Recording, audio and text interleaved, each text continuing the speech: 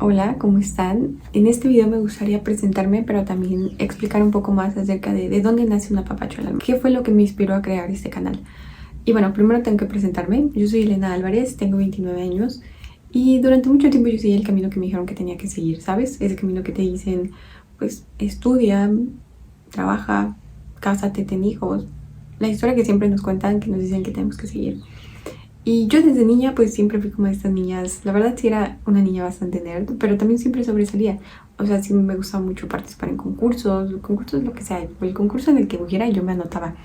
Matemáticas, canto, poesía, oratoria, de todo. Entonces, cuando entré a la universidad, entré a una buena universidad, estudié Derecho, porque pues eso me dijeron que estudiara. La verdad es que ni siquiera me pregunté, yo no sabía qué quería estudiar, me dijeron estudiar Derecho, estudié Derecho. Ah, me especialicé, hice una especialidad en comercio exterior y cuando terminé mi universidad yo dije, pues lo que sigue, ¿no? Vamos a trabajar. Creé una empresa de importaciones y exportaciones, todo muy bien, todo terrific, todo muy bien, ¿no? Después, a la par tenía como esta relación de pareja, todo funcionaba bien en mi vida, o sea, no había algo aparentemente como malo, por así decirlo. Pero en mí, la verdad es que siempre hubo esta sensación de esto no puede ser toda la vida. En la vida tiene que haber más cosas. Me dio miedo hacerme como esas preguntas, porque hacerme esas preguntas significaba ir profundo, ser honesta conmigo mismo y decir, bueno, tal vez lo que estoy haciendo no es lo que yo quiero hacer. Y eso me causaba mucho miedo, muchísimo miedo. Y dije, es más fácil no hacerme esas preguntas. Es más fácil ni siquiera indagar ni moverle nada, porque aparentemente todo está bien en mi vida. Tiempo después, yo creo en Dios, pero también creo en el universo, creo que al final son la misma cosa. Eh, Fue como si la vida, Dios, el universo me dijera, pues o te mueves o te movemos. No me moví y lo que pasó fue que más adelante me quitaron el piso. Bueno, no me mataron, me quitaron el piso. Más bien, bueno, esa señal está medio rara, no, más bien como que me quitaron el piso, o sea, todo eso que yo había construido a lo largo de mi vida, de repente, puff, o sea, va infinito, se acabó. Incluso, o sea, a tal grado, o sea, no solo fue mi trabajo, no solo fue mi relación, no solo fue todo, sino que al punto de que mi perro también se murió. O sea, fue como de esos cierres de ciclos que se sienten abruptos, que la vida te obliga a que o haces cambios, porque si no, chiquita, o sea, algo tiene que cambiar, ¿no? Entonces, yo siempre, o sea, después de que pasó eso, yo tenía esta idea de no puedo hacer lo mismo una y otra vez, porque si no voy a terminar exactamente en el mismo lugar del cual acabo de salir y no quiero volver a atravesar ese dolor, ese sufrimiento, esa angustia. Dije, quiero hacer las cosas bien, quiero hacer las cosas bien para mí, para que no tenga que regresar a lo mismo, para que no tenga que regresar a decir, otra vez estoy en una vida en la que me siento vacía, siento que no tengo esa respuesta, siento que estoy todo caótico, ¿no? Entonces me senté conmigo misma, hice las cosas diferentes y durante ese hacer las cosas diferentes, durante ese proceso de introspección, comencé a estudiar psicología, comencé a tomar cursos de budismo, de espiritualidad, meditaciones, muchísimo. Pero una parte de mí seguía esperando a que alguien le dijera qué hacer. Una parte de mí decía, es que en esta meditación alguien me tiene que decir qué hacer, en este curso alguien me tiene que decir qué es lo que yo quiero. Eventualmente entendí, y de hecho todos me dijeron lo mismo, las respuestas ya las tienes tú. Pero yo decía, pero es que ¿cómo encuentro yo las respuestas? Yo no sé cómo encontrar las respuestas. Y fue de ahí donde me di cuenta que algo tan sencillo como aprender a escucharse, no lo sabemos hacer. No sabemos escucharnos a nosotros mismos. Y eso se siente como kindergarten 1. O sea, el saber escucharse a uno mismo debería ser como la base sobre la cual aprendemos a vivir. Pero algo tan sencillo pues yo no lo tenía. Después me di cuenta que es más común de lo que creemos, o sea, pocas veces en realidad nos detenemos a hacer esas preguntas que obviamente nos van a parecer sumamente incómodas, pero también nos van a liberar.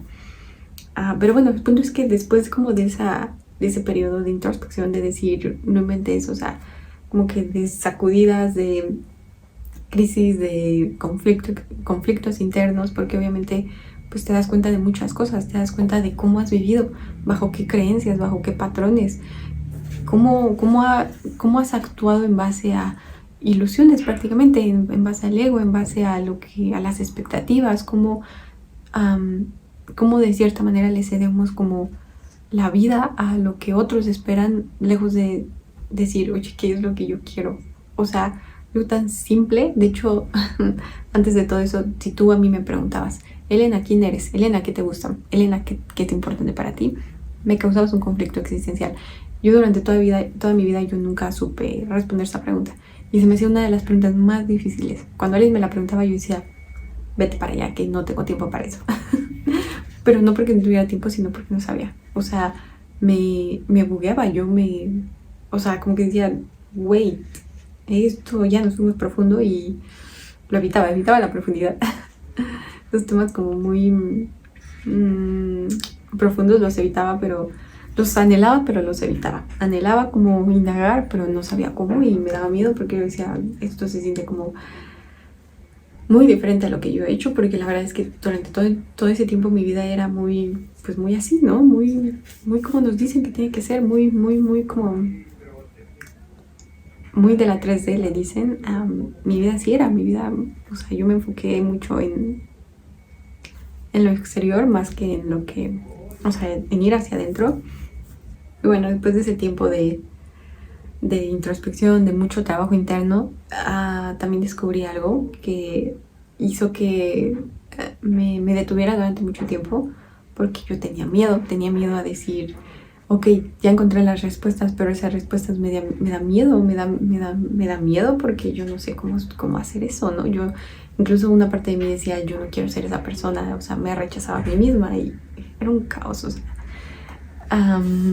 Y lo que descubrí fue que a todos, o sea, todos somos humanos y todos tenemos la capacidad de desarrollar habilidades psíquicas, ¿no? O sea, habilidades como decir, ves energía, ves el aura de las personas o oyes la energía, ¿no? Por ejemplo, los músicos muchos son clariaudientes porque saben cómo sintonizar, ¿no?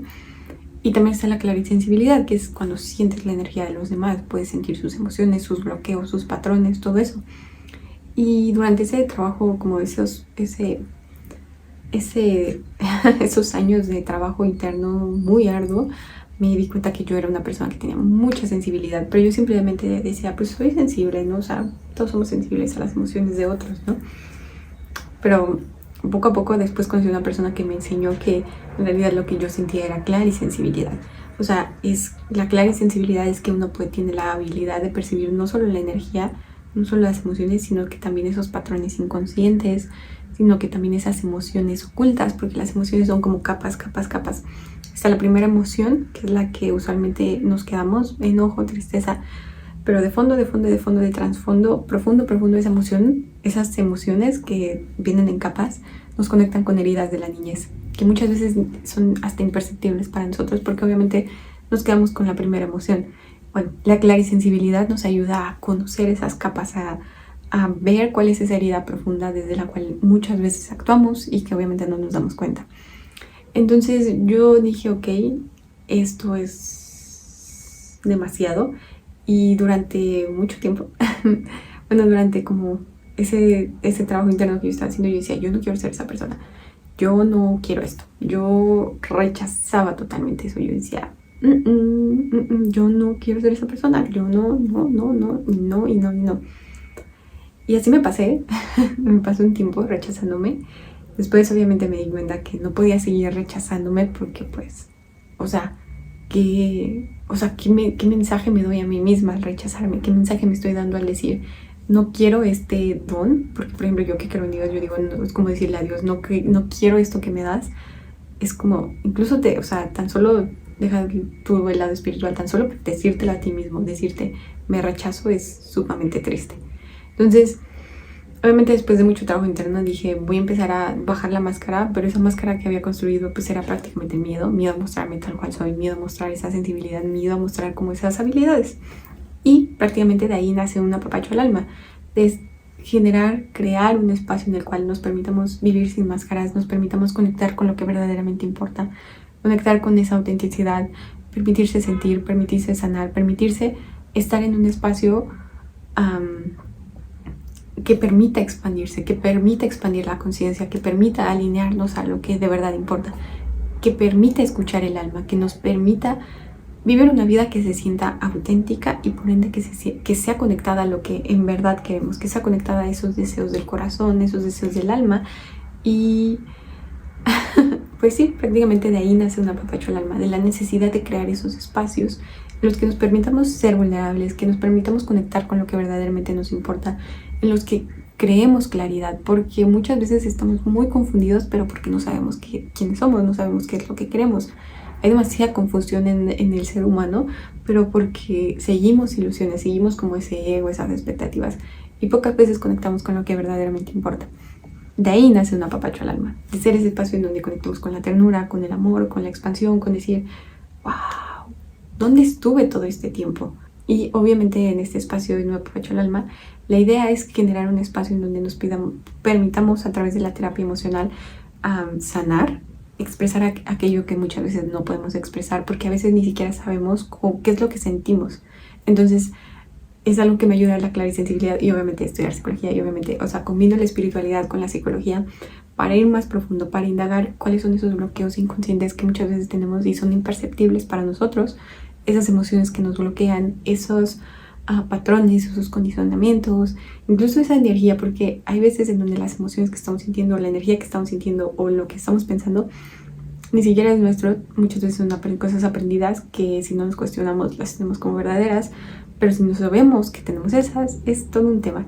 Entonces, un apapacho al alma ofrece ese espacio de terapia, ese espacio para permitirse sanar, permitirse ir más profundo, permitirse conectar con lo que de verdad importa. Y obviamente en el proceso sanar heridas, sanar, o sea, ir como trabajando ese proceso de autoaceptación, porque claro que yo siempre hablo del amor propio, pero el amor propio es sumamente profundo. O sea, a veces asociamos el amor propio con algo superficial, con algo como de, pues sí, nomás te cuidas, te arreglas, te bañas y todo bonito, ¿no? El amor propio es muy, muy profundo. El amor propio requiere autoaceptación, requiere autenticidad, requiere ver aquello que muchas veces nos cuesta ver en nosotros, que es esa sombra, esas heridas, todo eso.